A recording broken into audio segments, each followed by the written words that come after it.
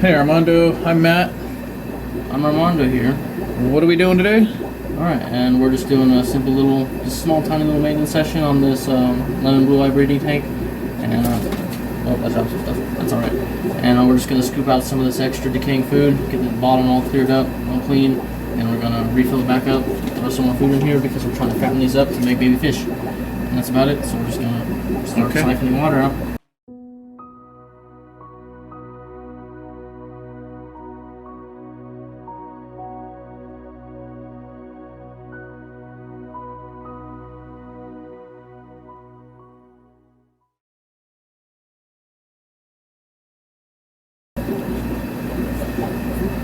So any do's and don'ts when trying to breed these guys? Don't starve them and don't let their water quality slip.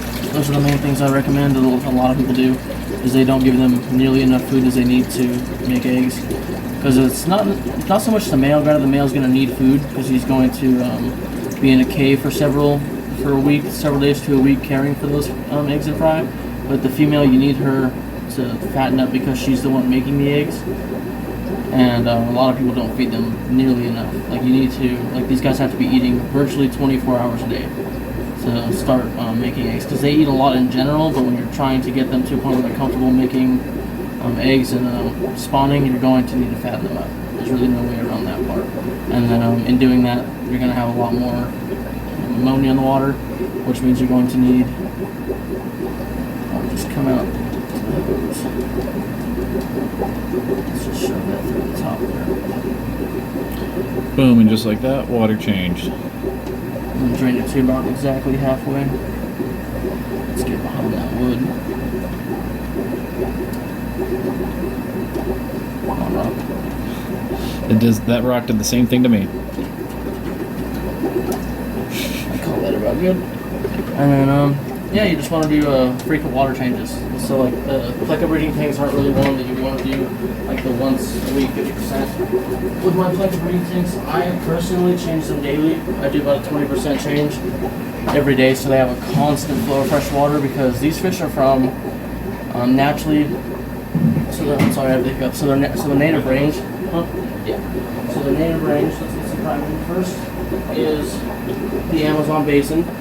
And they don't breed until there's heavy rains, so they don't breed until there's so usually there's a rise in like the height of the water, which you don't really have to mimic that in aquarium. What you do have to do is an influx of fresher water, as they breed during the rainy seasons in the Amazon basin, which it rains all year, but it gets very, very heavy rains during the spring and summer months, which is going to raise the water level. It's going to give them a lot of intimate areas on places that were before they were underwater.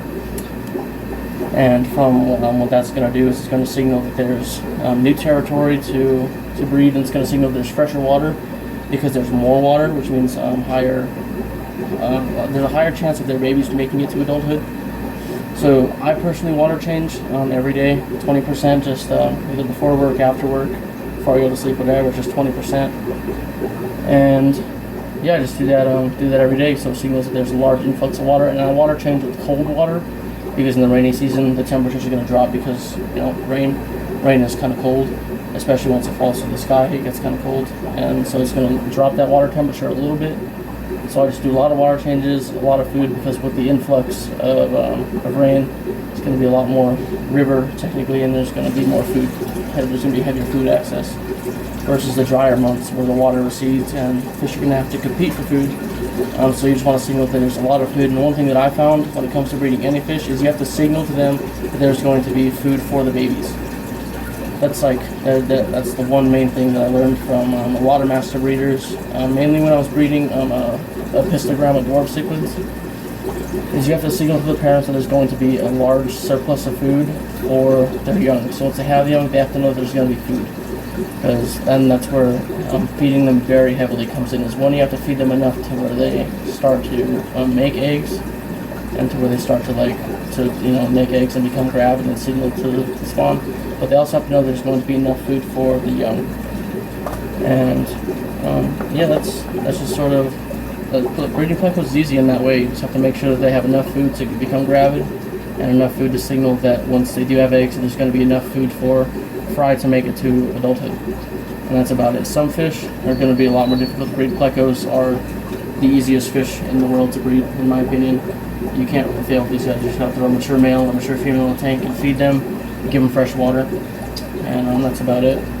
Like a lot of times in your regular community aquarium, if you have a common bristlenose and a common male and a common female, or not even a common, just like any morph, just any regular ancestral bristlenose pleco, if you throw those in a tank, chances are over time they'll breed. But if you're trying to really breed for profit or trying to get it to breed sooner rather than later or on a regular basis, then you're going to be just wanting to change a lot of water regularly and keep them fed. And after, what's going to happen after those females become gravid full of eggs, they're going to release a hormone into the water that is going to signal to the male that she's gravid and full of eggs and that she's ready to lay. And the male's going to pick up on that hormone and he's going to find a space, usually a cave, like you see here, or sometimes the backside of a piece of wood, or a toppled over aquarium decoration, or the inside of one of these broken flower pots. And he's going to clean that spot. He's going to keep it clean as his home. And from there, he's gonna protect that. And after a while, after it's done cleaning, he's ready. He's going to corral that female into the. I think this is about full. Yeah, give it like. All right, that's full. And he's going to corral that female into this cave, and it's going to signal to her that she can deposit the eggs, and he's going to be coming right back and fertilize them. And what he's going to do is he's going to kick them out because female plecos don't have that parental instinct, and so he's going to take care of the eggs. Depending on temperature, it could take 3 to 5 or 6 days for those eggs to hatch, and the male is going to sit on them the entire time. He's going to fan fresh water over them and keep them oxygenated and make sure nothing can come and get them. He will defend that nest with his life. And after that, sometimes immature plecos, they'll eat the eggs, but just give it a couple tries and they'll definitely get on the wall with it. I've never seen plecos not eventually come around and start taking care of their eggs as they should. And yeah, that's about it. He's going to care for the eggs. So, and what do you feed them? One of my favorite foods are just simple. I like the French style green beans, and it's very important that you have the no salt added. Some people don't go with the no salt added. I just don't see any point in feeding your fish extra sodium. Like, there's no point in that. They don't have sodium occurring in the wild. And so I just feed them no salt added French style green beans. You can feed them just the regular standard cut green beans, but they have to dig through like the flesh of it, which they eat the flesh last. So it's going to deter them away from the food. The real good stuff, the real nutrient-dense stuff, is the actual beans and the meaty flesh under the peel. And so I simply just take. So for adult plecos that I'm trying to get to spawn, I just do a couple pinches of this a day, and I'll do about 2 green beans per fish. So that's 5, but that's it's fine enough. There's a big male in here, and they're just going to find that, scope them out, and they're going to eat them. There's 2 more foods that I really like, and those are blanched zucchini or semi-blanched zucchini. Really, just any. You could put raw zucchini in there too. I just put it on like a barbecue skewer, and I shove it in there, and I stab it into the sponge filter so that way it stays anchored down. Or I just zip tie the end of the stick to a rock, and I shove some zucchini down on it so it just sinks down in the water, and they find it and eat it. And I like rapashi. The rapashi gel foods are a little bit more costly, and they do sort of the same thing, but I just like a varied diet. And the rapashi foods are just a gel food. They come in a powder form. You mix with boiled water, and it becomes this green goopy mess of hot sludge. You dry on a baking sheet, and then you just cool it down. You cut it into cubes. You can freeze it, and it's just sort of like gel sand sort of looking stuff. It's very, very nutrient dense, and it provides just a little bit more access to nutrients for the plecos. And another one that I really like are these Bug Bites, this pleco formula. I also like these omega-1 shrimp pellets. Omega-1's really not one of my favorite companies because they make a lot of cheap fish food, but these shrimp pellets have a really good ingredient list. I really like the fact that these are made with a lot of whole foods, like salmon, herring, whole shrimp. They have flour in here. There's pea proteins. There's kelp in here. It's not like how a lot of fish foods from omega-1 are made with like the first ingredient on them. You'll see like fish meal or a shrimp meal or just some kinds of like fillers just to make the food and sell it, but not actually supply a lot of nutrients. I like foods that are made from whole foods. Bug Bites are another one like that. There's a little bit in there so they could scavenge for it. in case they eat the green beans before they get around to that. And I don't like to throw a lot of food in here at once, so I don't try and, because they're going to eat a lot of food per day, I don't try and throw enough food in there for them to eat that day. I like to feed them 2 or 3 times a day because it just helps keep on water chemistry. I like to keep food going through the fish. I don't like to have a lot of food sitting because that just promotes snail growth and algae growth. Granted, in tanks like this, algae growth is sort of welcome. There's going to be a lot of free-floating nutrients either way, and so whatever comes in here and wants to help with nutrient export and keep water clean is welcome to grow in here. But I don't know.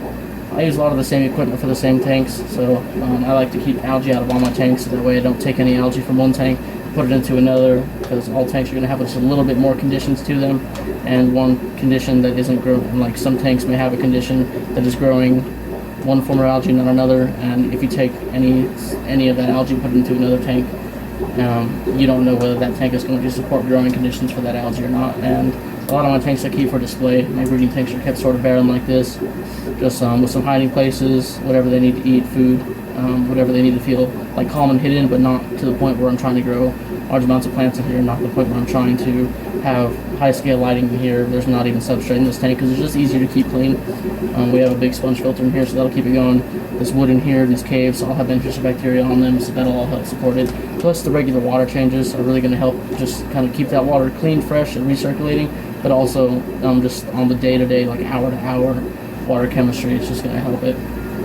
And that's about breeding plecos is simple. Getting them to breed is simple, so doing it on a higher scale can just, like, trying to do it purposely, trying to do it for a goal. There's a few different measures you can take just to get it, just to really speed them along, just to really take them along. Alrighty, and we are. I'm Armando here with Pendley's Plentiful Pets, Arizona Fish Rescue, based out of Kingman, Arizona. Thank you guys for watching this one.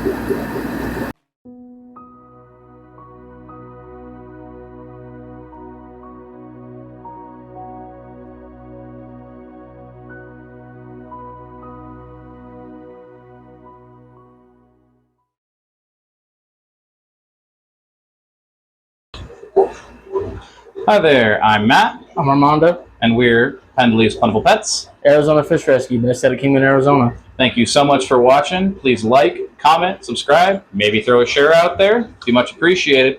Every little bit goes back towards these fishies. We do have a Cash App at Save the Fishies, or a Zelly at 928-263-9626. Thank you so much for watching.